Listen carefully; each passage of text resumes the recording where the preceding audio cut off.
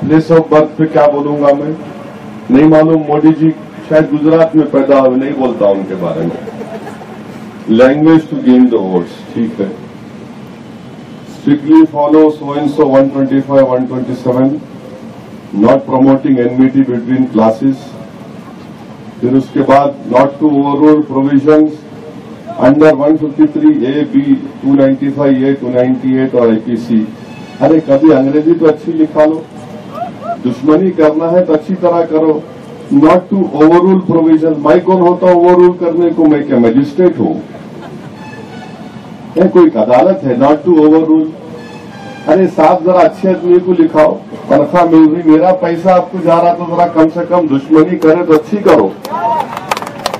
फिर बोलते कि आई बीइंग रिस्पॉन्सिबल, यस आप ही रिस्पॉन्सिबल है, मैं रिस्पॉन्सिबल हूं for the maintenance of law and order in my police station jurisdiction aspects. अब यहाँ कॉर्पोरेशन को कॉर्पोरेशन लिख दिए, मुबारक आपको। एक्सपेक्ट्स कॉर्पोरेशन, यस आपको कॉर्पोरेशन दे सकता हूं, कॉर्पोरेशन कहां लूं मैं? अब ये हमारे को लिख के दे दिए। मैं इंस्पेक्टर साहब को बोला कि आखिर क्या वजह है कि मैं जब कभी भी आता हूं भिवंडी को, 2015 में जब असेंबली के इलेक्शन हुए तब भी मेरे को नोटिस ला के दिए। बोला ये नोटिस क्यों दे रहे मेरे को? बोले नहीं देते आप। बोला ले दो, मैं आप जितने नोटिस देते दो, मगर मैं ये पूछना चाह रहा हूं कि कोड ऑफ कंडक्ट है तो महाराष्ट्र स्टेट इलेक्शन कमीशन क्या करना था? महाराष्ट्र स्टेट इलेक्शन कमीशन की तरफ से आना नोटिस मेरे को। मैं उनसे कहा कि कल मालेगांव में एक बहुत बड़े जलसे से मैं खिताब करने का मौका मिला, वहां पर कोई नोटिस नहीं मिली। इससे पहले 3 जलसे लातूर में हुए, कोई नोटिस नहीं मिली। आखिर भिवंडी आते ही क्या हो जाता है इनको? ठीक है, अच्छी बात है, आपके अगर पॉपुलैरिटी में इजाफा होता है मुझे नोटिस देकर तो बहुत अच्छा है, मगर मैं हमारे क्या नाम है इनका, विजय साहब से बोलूंगा, बड़े इज्जत के साथ बोलूंगा कि नेक्स्ट टाइम जब उद्धव ठाकरे आए तो उनको भी नोटिस देंगे क्या? फडणवीस आए तो उनको भी नोटिस देंगे क्या? कांग्रेस के घिसीटे पिसीटे लीडर आए तो उनको भी देते क्या? किसी को नहीं देते। आपको कोई मर्द नजर नहीं आ रहा, मैं नजर आ रहा हूं क्या? क्या वो लोग गूंगे हैं, मेरे मुंह में जबान है क्या? वो नहीं बोलते कुछ भी, मैं ही बोलता हूं क्या? मेरे पीछे क्यों पड़ रहे विजय साहब? आप विजय हो गए मालूम नोटिस दे के, मगर मुझको भी विजय होने का इलेक्शन में।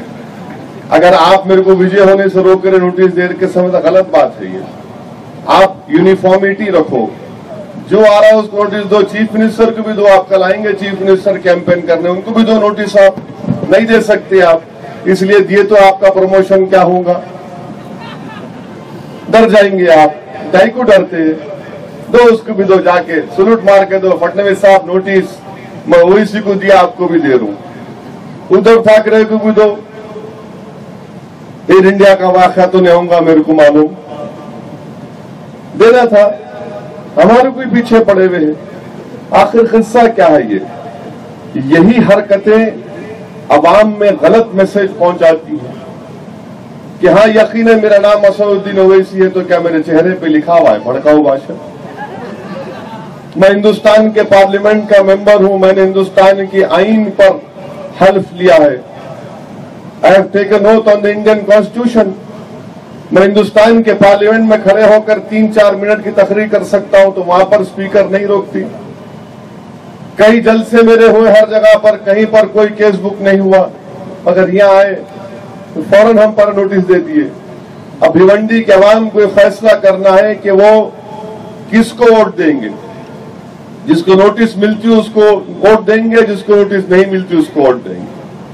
क्योंकि जिसको नोटिस मिल रही है वो इस बिना पर मिल रही है कि इनको डर है कि यदि सच्चाई बयान करता है, इसको सच्चाई बयान करने से रोका जाए। इसीलिए मुझे नोटिस दी जा रही है, क्योंकि मैं भिवंडी में जो आज मसाइल है, 450 करोड़ का आपका बजट है और वो कैसे खर्च होता है किसी को मालूम नहीं। मसाइल के अंबार हैं। यहाँ पर स्कूल अगर है तो वहां पर कॉलेज नहीं है, अगर स्कूल है तो बच्चियों के लिए बैतुल खला का इंतजाम नहीं है, टीचर नहीं है, रोड तो माशाल्लाह है ही नहीं, किस रोड पर चलते नहीं मालूम। ये कांग्रेस के और आपके दूसरे पार्टी के शिवसेना के कॉरपोरेटर, रोड तो है ही नहीं यहाँ पर। बारिश हुई तो ऐसा लगता है कि पूरी दुनिया का नायग्रा फॉल्स यहाँ पर आ गया, पूरा नाला बन जाता है, बीमारियां होती हैं, अस्पताल नहीं है। मगर सवाल ये पैदा होता है कि ये 450 करोड़ आखिर कहां पर जा रहे हैं। सरकारी अस्पताल में तो बोल ही नहीं सकते, कहां सरकारी अस्पताल है। भिवंडी म्युनिसिपल कॉरपोरेशन में 850 करोड़ का खर्चा हो चुका, उसमें इससे मालूम हो रहा है कि जिन लोगों को आपने कामयाब करके भिजाया, जिसमें कांग्रेस के 26, समाजवादी के 17, राष्ट्रवादी के 9 और शिवसेना के, तो क्या किया उन्होंने? 800 करोड़ का खर्चा कर दिए, 450 करोड़ का बजट है, तो फिर डेवलपमेंट विकास कहां का हुआ, कहां गया, किसके जेब में गया, किसके खाते में गया, किसके कॉन्ट्रैक्टर की जेब में गया, किसका घर बन गया, इसका कोई पूछने वाला ही नहीं है। इसीलिए मेरे अजीज दोस्तों और बुजुर्गों, मैं आपसे गुजारिश करने आया हूं कि अब की बार आप सोच समझकर अपने वोट का इस्तेमाल करिए। अगर आप अच्छे उम्मीदवारों को कामयाब करेंगे तो तब जाकर सही मानों में यहां पर डेवलपमेंट होगा।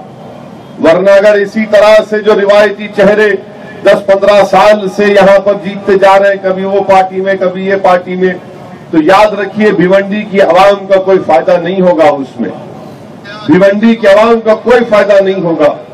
इसीलिए अगर आप सही मानों में भिवंडी में डेवलपमेंट चाहते हैं, तरक्की चाहते हैं, ये जो कमजोरियां उसको दूर करना चाहते हैं, आप सरकारी अस्पतालों में अस्पताल सही तौर से देखना चाहते हैं, आप रोड चाहते हैं, स्टॉर्म वाटर ड्रेन चाहते हैं, ड्रेनेज लाइन चाहते हैं, तो मेरे भाई एक तारीखी मौका आपके पास आने वाला है।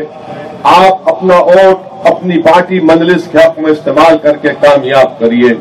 जो यहां से विधायक बने, जो यहां से एमएलए बने, कहां नजर आते आपको? जो कॉर्पोरेटर बने वो कहां पर नजर आते आपको?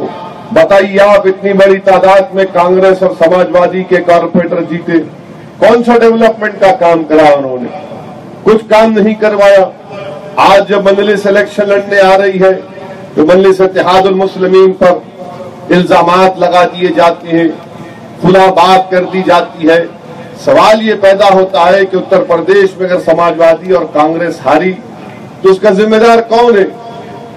उसका जिम्मेदार कौन है? अगर उत्तर प्रदेश में बीजेपी 300 सीट पर कामयाब होती है तो उसका जिम्मेदार कौन है? मजलिस इत्तेहादुल मुस्लिमीन ने तो सिर्फ 29 सीट पर पहली मर्तबा इलेक्शन लड़ा, और हिंदुस्तान की जमहूरियत मुझे इस बात की इजाजत देती है कि मैं इलेक्शन लड़ूं, मैं इलेक्शन लड़ते जाऊंगा। आज नहीं जीता कल जीतूंगा इंशाअल्लाह ताला, क्योंकि तारीख गवाह है कि बीजेपी के पास भी एक वक्त सिर्फ 2 एमपी थे। तारीख गवाह है कि मजलिस के पास कभी एक कॉर्पोरेटर भी नहीं था, मगर अल्हम्दुलिल्लाह मजलिस के कॉर्पोरेटर जीतते गए, और फिर मुंबई में हमने 2 कॉर्पोरेटर्स पहली मर्तबा कामयाबी हासिल की। लोगों ने समझा कि शोलापुर में कामयाब नहीं होंगे, हमारे 11 कॉर्पोरेटर कामयाब हुए, अमरावती में 11 कॉर्पोरेटर कामयाब हुए, औरंगाबाद में मेन अपोजिशन पार्टी कांग्रेस या राष्ट्रवादी नहीं है, बीजेपी नहीं है, मजलिस इत्तेहादुल मुस्लिमीन है औरंगाबाद में, और काम कर रही है मजलिस इत्तेहादुल मुस्लिमीन औरंगाबाद में। तो मेरे भाई, आज आपके पास, भिवंडी की आवाम के पास एक तारीखी मौका आया है कि आप उन पार्टी और उनके उम्मीदवारों का हरगिज साथ मत दीजिए जिन्होंने सिर्फ आपका इस्तेसाल किया और उसके बाद कोई तरक्याती काम करवाने में वो सरासर नाकाम साबित हुए। उत्तर प्रदेश की जहां तक बात है, 400 फिरकावाना फसादात अखिलेश यादव की क़यादत में हुए, जहां पर सबसे ज्यादा झगड़ा मुसलमान और दलित का होता था, तो क्या वहां पर अखिलेश जीत सकते थे? क्या वहां पर सेकुलर पार्टीज कामयाब हो सकते थे? जो बेटा अपनी बाप की नहीं सुन रहा, ये 2 नौजवान मिल गए तो क्या जीत जाते? अखिलेश और अपने बाप का झगड़ा आज भी चल रहा है। जो बेटा अपने बाप का नहीं हुआ, जो बाप अपने बेटे को बेटा नहीं समझा, जो चाचा अपने भाई के बेटे को भतीजा नहीं समझा, वो लड़ रहे थे। पूरा खानदान सिर्फ पैसे कमाने में था समाजवादी का, करोड़ों रुपया कमाए वहां पर और 400 फसादात हुए। कोई वादा पूरा नहीं किया मुसलमानों के ताल्लुक से रिजर्वेशन का, और फिर आज इल्जामात और उंगलियां दूसरों पर उठाते हैं। ये तुम्हारा गुरूर और तकब्बुर है कि तुमको अपने गिरबान में झांकने की तमीज नहीं है, क्योंकि तुम्हारी गर्दन इतनी मोटी हो चुकी है कि तुम अपनी गर्दन को झुका नहीं सकते। तुम सिर्फ अपनी गर्दन को सीधा रखकर दुनिया को नीचे नहीं देख सकते, बल्कि अपने आप को ऊंचा दिखाने की कोशिश करते हो। समाजवादी पार्टी कांग्रेस अगर हारी तो इनकी गलतियों की वजह से हारी। इनके 5 साल के दौरे इख्तिदार में जो बदकारियां हुई, जो काम हुआ, जो करप्शन हुआ, जो फसादात हुए, उसका खैमियाजा भुगतना पड़ा। आज उत्तर प्रदेश में अगर गोश्त का कारोबार नहीं होता है, भैंस का गोश्त अगर नहीं बिकता, तो उसका जिम्मेदार अखिलेश है। इसने ना स्लॉटर हाउसेस बनाए और स्लॉटर हाउसेस के परमिशन को कैंसिल किया, उसको रिन्यू नहीं किया। कुरैश बरादरी के लोग मीरठ से जाकर अखिलेश से मिले के बनाओ ये स्लॉटर हाउस को रिन्यू करो। अखिलेश ने कहा करेंगे। उनके एक मंत्री ने उनसे मुलाकात की तो उनको गाली गलौज करके भगा दिया उनको। और नतीजा क्या निकला कि सोने पे सुहागा, जो आधा काम ये नाम निहाद सेकुलर पार्टियां शुरू करती है, उसको पूरा काम बीजेपी आके कर देती है। और बीजेपी ने पूरा काम कर दिया वहां पर जाकर। और हमारे भी वजीर आजम तो रोज नई नई बात करते हैं। आज मैं होटल में था तो हमारे टीवी के लोग आकर हमसे बात किए और मुझसे कहा कि आपसे एक रिएक्शन लेना है। मैंने कहा बोलिए क्या रिएक्शन चाहिए आपको? तो कहा कि वजीर आजम ने आज कहा मुस्लिम औरतों के बारे में, कहा कि मुस्लिम औरतों का जो ट्रिपल तलाक है वो मुसलमानों में लोग आगे बढ़े, उसको खत्म करें, ये नाइंसाफी है।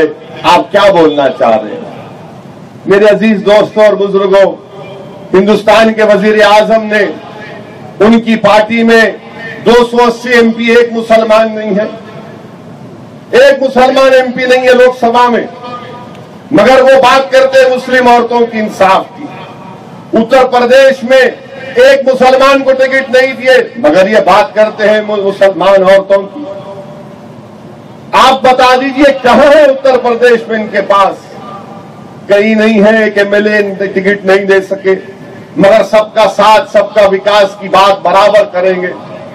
और हिंदुस्तान के वजीर आजम बोलते कि मुसलमान ट्रिपल तलाक को पॉलिटिसाइज ना करे। मिस्टर मोदी, मैं पॉलिटिसाइज नहीं कर रहा हूं। आपका छोटा भाई योगी आदित्यनाथ, जो जूनियर मोदी बना हुआ है, और कांग्रेस पार्टी अपने आप को जूनियर मोदी बनाना चाहती है। खैर उन पे तो छोड़ो, बेचारे अब कौन से हकीम को पकड़ के ला के दे सकते नहीं मालूम। एक कोई माने में हकीम को लाना पड़ेगा और बोलना पड़ेगा साहब ये लोग मुखन्निस हो चुके हैं, कुछ दवा बनाओ, खमीर बनाओ ताकि कांग्रेस फिर से उठ सके। तो खैर बहरहाल उनका बाद में बहस करेंगे। आप बताइए कि वहां पर उत्तर प्रदेश में क्या कहा चीफ मिनिस्टर ने कि लोग क्यों खामोश है, ट्रिपल तलाक के बारे में बात नहीं करते। मिस्टर मोदी, आपके छोटे को खामोश बिठाओ। वो पॉलिटिसाइज कर रहा है, वो बोलता है कि क्यों खामोश बैठे और आप बोलते पॉलिटिसाइज मत करो। और क्या हिंदुस्तान के वजीर आजम नहीं जानते कि हिंदुस्तान के 2011 का सेंसस, मैं लिख के लाऊं वरना फिर विजय साहब बोलेंगे भड़काऊ भाषण दिए। 2011 का सेंसस ये कहता है कि मुसलमानों में डिवोर्स का रेट ओनली 0.49%, 0.49% है। बताओ मिस्टर मोदी, आप तो हिंदू सम्राट हैं, बड़े लीडर हैं। बाल ठाकरे के बाद आप ही ले लिए टाइटल। वो बेचारे उद्धव परेशान होंगे कि मेरे को मिलना था, उनको मिल गया, ठीक है। मुसलमानों में 0.49% डिवोर्स रेट है। आप बता दो हिंदू वुमेन में क्या डिवोर्स रेट है? मिस्टर मोदी, मैं आपको चैलेंज कर रहा हूं कि औरतों में जो डिवोर्स रेट है 2011 के सेंसस के मुताबिक, क्या हिंदू औरतों में डिवोर्स रेट 68% नहीं है? और क्या मुसलमानों में 23.3% नहीं है? मिस्टर मोदी, कभी 68% के बारे में तो बात कर लो ना। आप तो 31% वोट लेकर आप तो पूरे हिंदुओं को एक करके वोट दिलवा दिए, कामयाबी हासिल कर लिए। आप एक मुसलमान को भी टिकट नहीं दिए। तो कभी जिन हिंदुओं की आप बात करते हैं उनका बता दो कि 2011 के सेंसस में, मैं भड़काऊ भाषण नहीं ले रहा हूं, 11 का सेंसस बात कर रहा हूं विजय साहब, 2011 census 68% divorce among Hindu women and 23.3% divorce among Muslim women। अब बताइए मिस्टर मोदी इस पर बात नहीं करते। कितने मुसलमान औरतें शादीशुदा जिंदगी में, percentage of women in married life, Muslims 87.8, amongst Hindu it is 86.2%। बताइए आप फिर इसका जिम्मेदार कौन है मिस्टर मोदी? 2011 का सेंसस ये बोलता है कि 20 लाख हमारी हिंदू बहनें सेपरेटेड हैं या डिवोर्स हैं, मुसलमान करीब 90,000 है। मिस्टर मोदी इनके बारे में आप क्यों नहीं बात करते? जो 20 लाख हिंदू बहनें हमारी जो सेपरेटेड हैं, डिवोर्स है 2011 सेंसस के मुताबिक, आप उनके बारे में तो कभी बात कर लो, नहीं बात करेंगे, सिर्फ ट्रिपल तलाक की बात करेंगे। और फिर हमारे 2011 का सेंसस ये बताता है कि हमारे मुल्क में 4 करोड़ 30 लाख बेवाएं हैं, विधवाएं हैं हमारे मुल्क में। 4 करोड़ 30 लाख विडोज हिंदुस्तान में। हिंदुस्तान के वजीर आजम, आप कभी उन बेवाओं के बारे में क्यों नहीं बात करते? कभी उन बेवाओं की शादी कराने की बात क्यों नहीं करते? उन बेवाओं को बिजनेस लगाकर देने की बात क्यों नहीं करते? मगर हमारे प्राइम मिनिस्टर ना बेवा की बात करेंगे, हमारे प्राइम मिनिस्टर ना सेपरेटेड डिवोर्स औरतों की बात करेंगे, हमारे प्राइम मिनिस्टर किसी की बात नहीं करेंगे, बात करेंगे ट्रिपल तलाक, ट्रिपल तलाक, ट्रिपल तलाक। कभी उस औरत की भी बात कर लो जो इंतजार में है कि एक फोन करे, पिया तो कूद के आ जाऊं, मगर नहीं होगी ट्रिपल तलाक। शाम में 7 बजे टीवी खोलो आप, एक कोई बोलता मुसलमान औरतें बुर्का क्यों पहनती, कोई बोलता कि ये शादी क्यों करते 2-2, 3-3, कोई टीवी चैनल बोलता कि इतने बच्चे क्यों पैदा करते, कोई बोलता कि ये मर्द वहां क्यों ऐसा खाए, इनके खाने में गोश्त क्यों है, इनकी आबादी क्यों बढ़ रही है। कि टीवी चैनल में हर जगह सिर्फ मेरा चर्चा, शाम 7 बजे से रात में 9 बजे तक माशाअल्लाह सिर्फ तस्करा हमारा है। कल एक मर्तबा जरा मामला उल्टा हो गया, दाऊद के बारे में चला चर्चा। कोई बोला दाऊद को हार्ट अटैक हो गया, मैं बोला अच्छा हार्ट अटैक हो गया। कोई चैनल बोला नहीं दाऊद को वो ब्रेन हेमरेज हो गया। मिला चलिए, किसी ने कहा दाऊद क्रिटिकल है। आखिर में मैं सोचा कि कोई एक और चैनल बोलता दाऊद को वो 35 की बीमारी हो गई, वही बोल देते, हार्ट अटैक हो गया, शोक हो गया, सब हो गया। क्या तमाशा बना के रखे मेरे भाई। अगर आप हिंदुस्तान की सबसे बड़ी अक़लियत के ताल्लुक से नफरत पैदा करना चाहते हैं और उस पर सियासत करना चाहते हैं, याद रखो ये सेकुलरिज्म को कमजोर आप कर रहे हैं, मैं नहीं कर रहा हूं। मैं मुकाबला करूंगा, तुम्हारा हर एतबार से करूंगा। ट्रिपल तलाक के बारे में बहस करना है तो आओ, मैं तैयार हूं तुमसे बहस करने के लिए। तुम मेरे दलाल का मुकाबला नहीं कर सकते, मैं चैलेंज कर रहा हूं, आओ मुकाबला बहस करो मेरे से, मगर हमको बदनाम मत करो। ट्रिपल तलाक, हर जगह ट्रिपल तलाक। मेरे भाई 10 स्टेट्स का दारुल इफ्ता, हमारे जो लोग दारुल इफ्ता को नहीं जानते, हमारे बच्चों को तो कुछ नहीं मालूम आजकल। मेरे को कल आके एक परसों एक बच्चा फोन करके बोला, नहीं बल्कि कल शाम में कहीं खाने खा रहे थे जलसे के बाद मालेगांव में, तो मेरे को हमारे एक दोस्त बोले साहब वो कटप्पा के बारे में मालूम आपको? मैं बोला ये कौन है कटप्पा? बोला कौन है रे भाई, मेरे को नहीं मालूम कौन है ये कटप्पा। मेरे को तो एक ही नाम मालूम, इन्हें कटवा है बोलते ना उनको, क्यों सेना बीजेपी आर कटवा है देखो। बोला मेरे को कटवा मालूम है, कटप्पा कौन है नहीं मालूम आपको? बोला नहीं मालूम कौन है रे भाई, बोलिए नया कौन पैदा हो गया। हमको कटप्पा मालूम, हमको तैयबा सुरैया नहीं मालूम जिसने ये तिरंगा बनाया था, हमको हजरत सफरानी नहीं मालूम जिन्होंने जय हिंद का नारा दिया था, ये हमारे नौजवानों का शऊर का अंदाजा है। जिसने जय हिंद का नारा दिया, जिसने तिरंगे को बनाया, जिसने अंग्रेजों से कहा हिंदुस्तान छोड़ो, वो तमाम मुसलमान थे। मगर हमारे नौजवान को कट्टप्पा मालूम। बहुत अच्छा है, मुबारक आपको। मेरे भाई, मैं आपसे अर्ज कर रहा था कि इन हालात पर गौर करिए कि ट्रिपल तलाक दारुल इफ्ता के बारे में बता रहा था। दारुल इफ्ता वो जगह है जहां पर लोग उलेमाओं के पास जाकर बोलते हैं कि फुला मसला है, इस पर आप फतवा दीजिए, उसको दारुल इफ्ता बोलते। और मुसलमान फतवा का पूछता, इस्लाम के मामलात में क्या क्वेश्चन है उसका जवाब मिलता। फतवा कोई नहीं दे सकता, इलेक्शन में उसको वोट दो मत दो, ओवैसी को वोट दो उनको वोट दो, फतवा नहीं हो सकता। फतवा मुसलमान की जिंदगी के मामलात के बारे में कोई क्वेश्चन रहा तो 10 स्टेट के 6,50,000 जो फतवे दिए गए वो मंगाए गए, उसमें सिर्फ 6% क्वेश्चन था ट्रिपल तलाक के ऊपर। 6,50,000 यानी 10 स्टेट के दारुल इफ्ता के ऑफिसेस से वो फतवे मंगाए गए जो उन्होंने दिए पिछले 2 साल में। 2 साल में 6.5 लाख मुसलमानों ने क्वेश्चन पूछा और उसमें सिर्फ 6% ट्रिपल तलाक पर था। क्या जुल्म कर रहे हैं हम पर, क्या करना चाहते हैं आप? ये मेरी तहजीब का हिस्सा है। हाँ मुसलमानों, मैं आपसे भी कहना चाहूंगा कि पर्सनल लॉ बोर्ड ने तमाम हिंदुस्तान के मुसलमानों से कहा कि अगर आपकी अपनी बीवी से ताल्लुकात अच्छे नहीं है तो पहले आप एक दूसरे की गलतियों को नजरअंदाज करो और जो औरत है उसकी अच्छाइयों को देखो। और हमारी बहनों से कहा कि तुम्हारे मर्द में अच्छाई है तो उसको देखो। इंसान में अच्छाई भी होती है, गलतियां भी होती है। अगर आप गलतियां देखना शुरू कर देंगे तो अच्छाई नजर नहीं आती।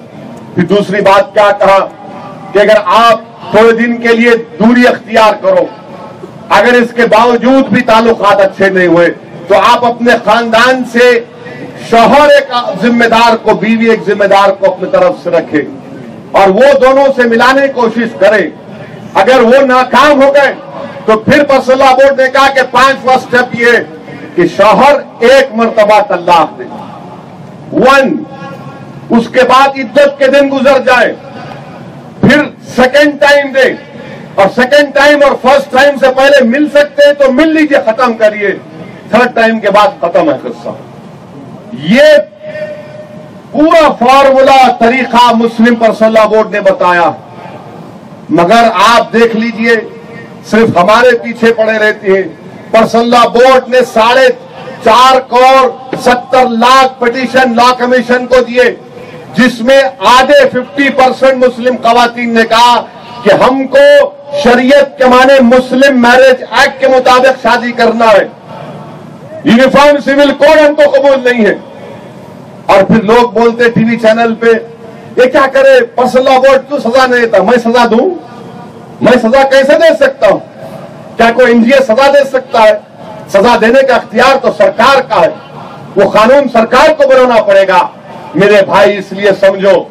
और नौजवानों से मैं कहना चाहूंगा कि मेरे अजीज दोस्तों, बुजुर्गों, अज़ान के ताल्लुक से अगर कोई बात कहता है तो कोई बात नहीं, तुमने सोशल मीडिया पर जाकर बड़ा धूम मचा दिया, मगर याद रखो नौजवानों, किसी को अज़ान से नींद नहीं आ रही तो तुम तो बेदार होना, तुम तो जाओ भिवंडी की मस्जिदों को तुम तो आबाद कर दो।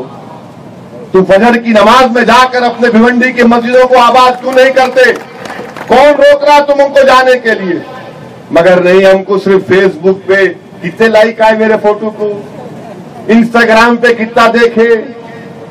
मेरे दोस्तों, फेसबुक, ट्विटर, इंस्टाग्राम तुमको ना खबर में काम आएगा ना हशर के मैदान में काम आएगा।